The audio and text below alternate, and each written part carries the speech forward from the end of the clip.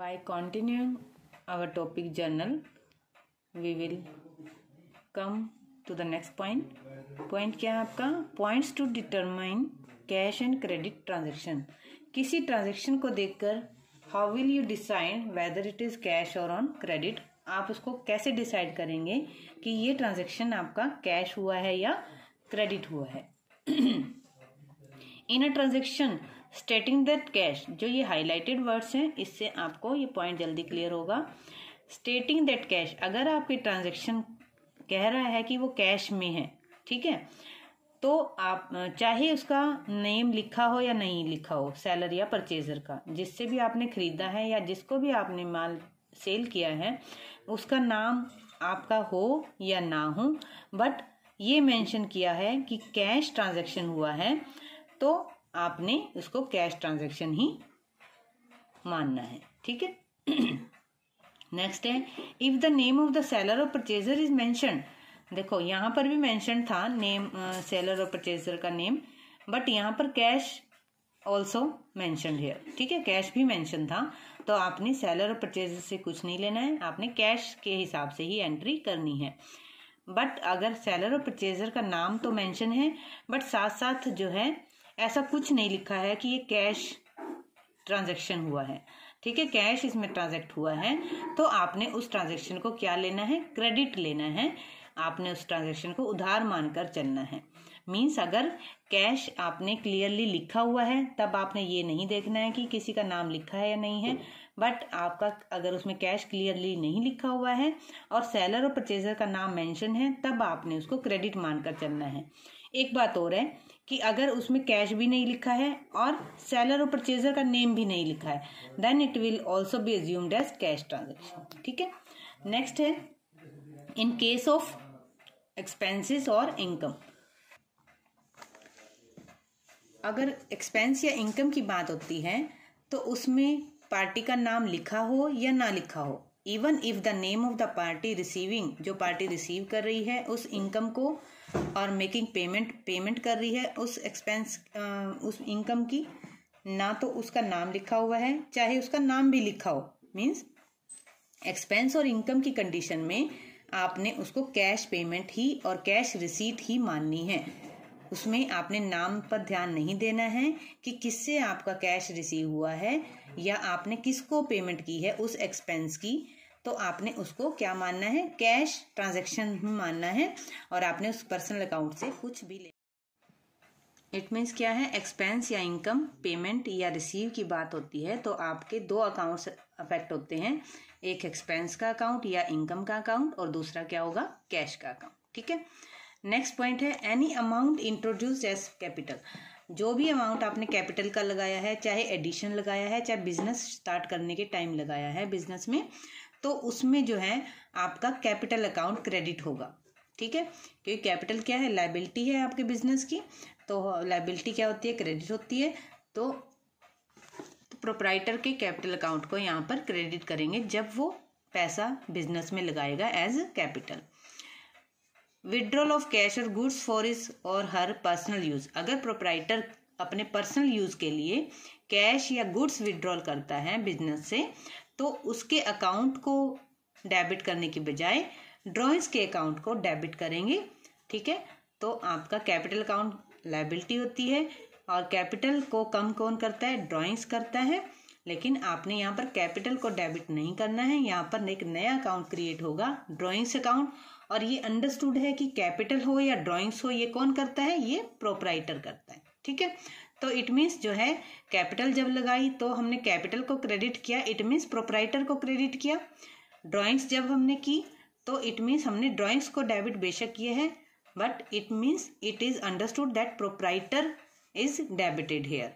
तो मीन्स जब वो पैसा लगाता है तो उसको क्रेडिट करते हैं in the form of capital account, and जब वो पैसा निकालता है अपने पर्सनल पर्पस के लिए तो हम उसको डेबिट करते हैं in the form of drawing account. Means वहां पर वो रिसीवर है और यहाँ पर वो पैसे का कौन है?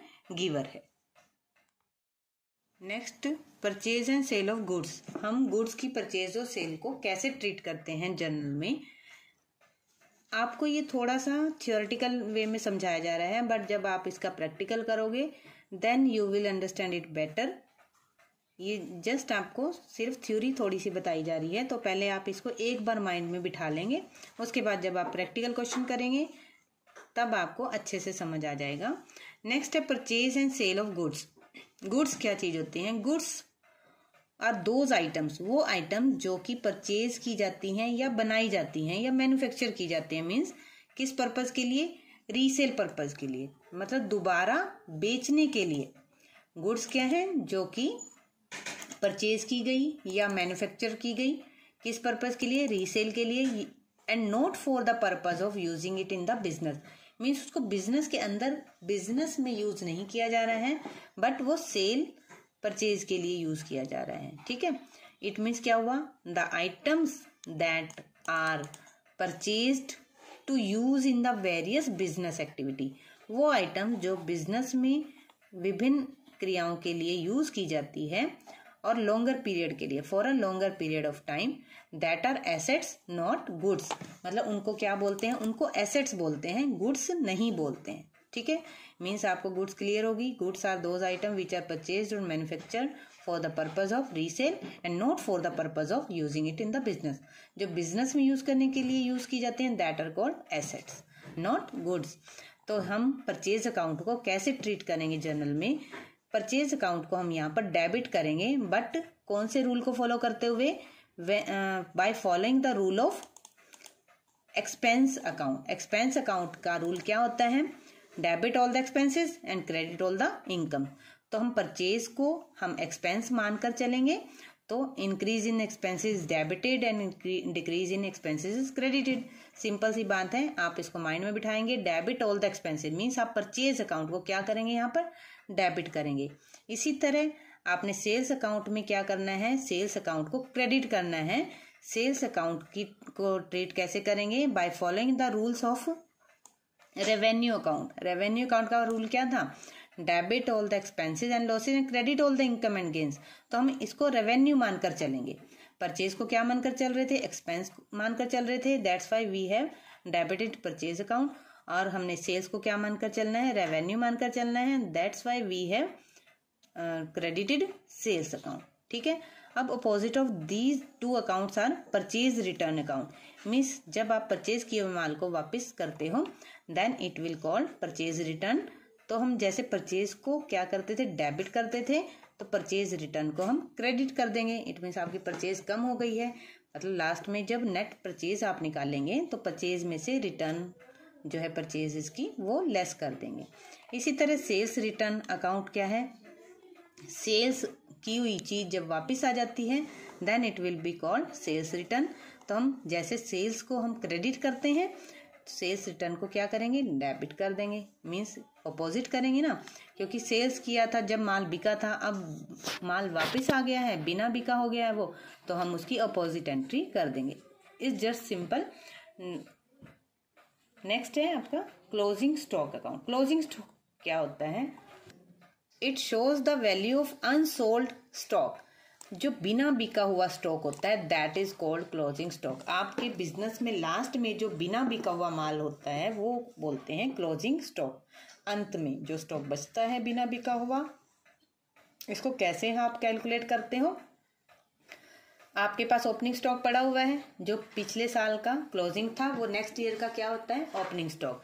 आपके पास पहले से ओपनिंग स्टॉक पड़ा था, फिर आपने अपनी रिक्वायरमेंट्स के अकॉर्डिंगली कुछ परचेज की, उसके बाद आप इस टोटल स्टॉक में से कुछ आपने माल बेच दिया, तो आपके पास जो स्टॉक था प्लस आपने परचेज किया, उस टोटल स्टॉक में से जो आपका माल बिक चुका है वो आपने क्या कर दिया? माइनस कर दिया। ठीक है, विच इज वैल्यूड एट। और जो माइनस करके आंसर आया है क्लोजिंग स्टॉक का, उसको आप बुक्स में कैसे दिखाओगे? उसको वैल्यू किस कॉस्ट पर दिखाओगे? या तो कॉस्ट प्राइस या नेट रियलाइजेबल वैल्यू। ये मतलब होता है मार्केट वैल्यू। भाई अगर हम उसको मार्केट में बेचते हैं तो कितना अमाउंट आपको रिसीव होता है। विच एवर इज लेस, जो भी उसमें से कम है वो अमाउंट आप बुक्स में शो करेंगे। फॉर एग्जाम्पल सपोज करो आपका 50,000 का स्टॉक जो है क्लोजिंग में पड़ा है, मतलब बिना बिका हुआ पड़ा है, और वो 50,000 का कॉस्ट का था वो आपका। ठीक है, उसके बाद अगर आप उसकी मार्केट वैल्यू पता करते हो तो मार्केट वैल्यू सपोज करो उसकी 45,000 है, 45,000 उसकी मार्केट वैल्यू है और आपके लिए कितने का था वो 50,000 का। तो आपने बुक्स में कितना अमाउंट लिखना है 45,000 लिखना है, not 50,000, which ever is less, जो भी उसकी वैल्यू कम है, जो भी वैल्यू कम है वो आपने लिखना है।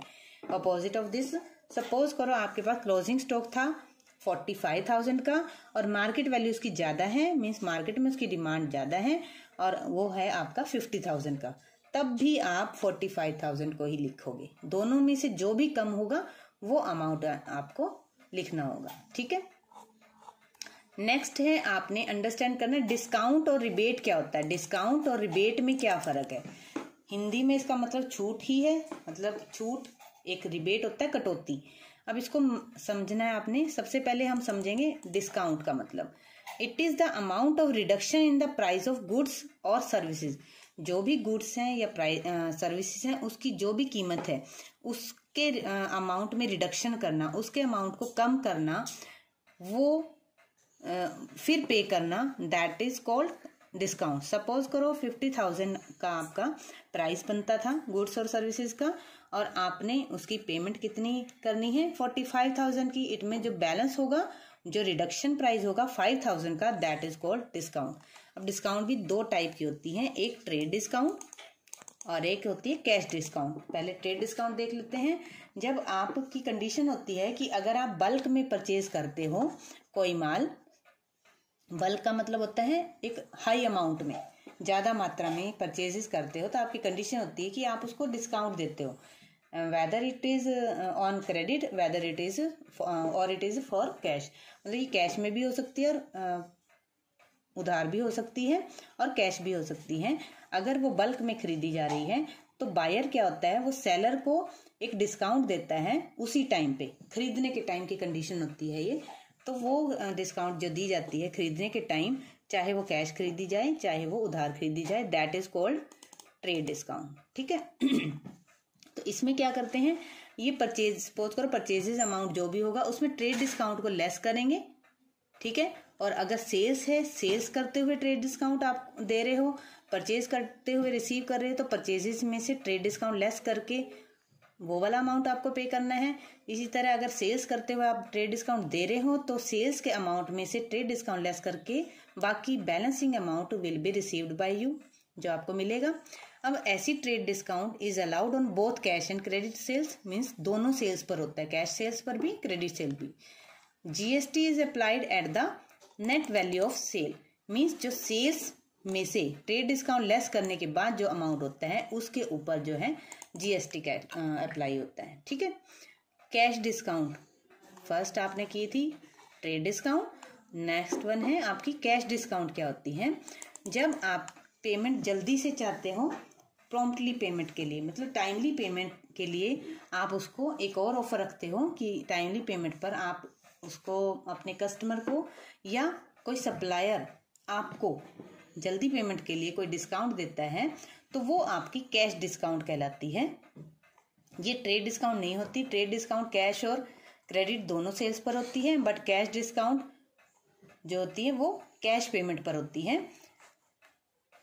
इसको जैसे it is allowed for timely payment of the amount, such amount is recorded in the books for which it is treated as an expense by the party allowing such discount. में जो party वो discount दे रही है, ये cash discount जो party दे रही है उसके लिए वो क्या हो जाता है, वो उसके लिए एक्सपेंस हो जाता है।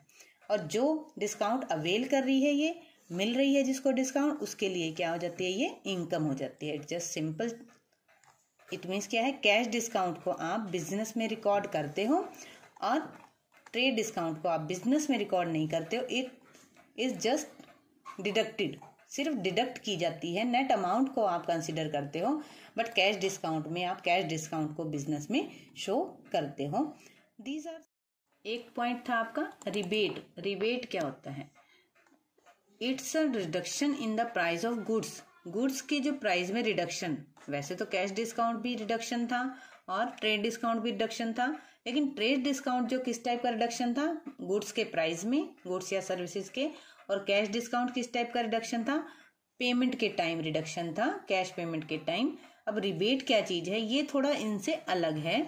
After the goods have been sold for reasons other than that for allowing trade discount. Means क्या है कि ट्रेड डिस्काउंट किस रीजन से दी जाती है, ज़्यादा मात्रा में आपकी चीज खरीदी या बेची जाए, और जो रिबेट है वो तब दी जाती है, सपोज करो गुड्स आपने बेच दी, आपने ट्रेड डिस्काउंट भी दे दी, ठीक है, और goods sold when delivered turn to be of lower quality. Suppose करो वो गुड्स जो है लोअर क्वालिटी की निकली, मीन्स आपकी पेमेंट डिसाइड हो गई थी, आपने पेमेंट भी डिसाइड कर ली ट्रेड डिस्काउंट लेकर, लेकिन जो है वो लोअर क्वालिटी की निकली है, तो ऐसी कंडीशन में आप उसको एक रिबेट दे देते हो, चलो ठीक है आप इतनी अमाउंट आप उसको पेमेंट कर देना।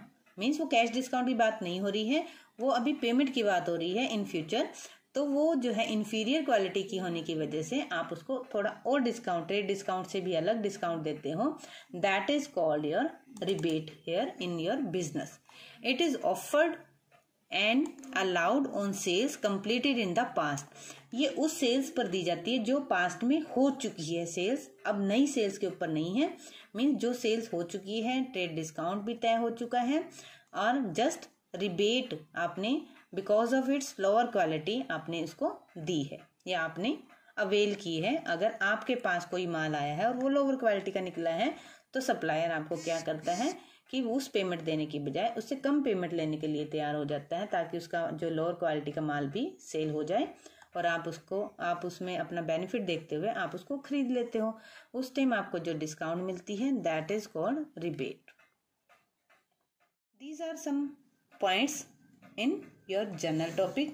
Now we will start in next lecture journal entries कि अलग अलग पॉइंट्स पर जर्नल एंट्रीज आप कैसे करते हो। कुछ स्पेशल जर्नल एंट्रीज होती हैं जो आपको अच्छे से सीखनी है, वो आप नेक्स्ट लेक्चर में करेंगे।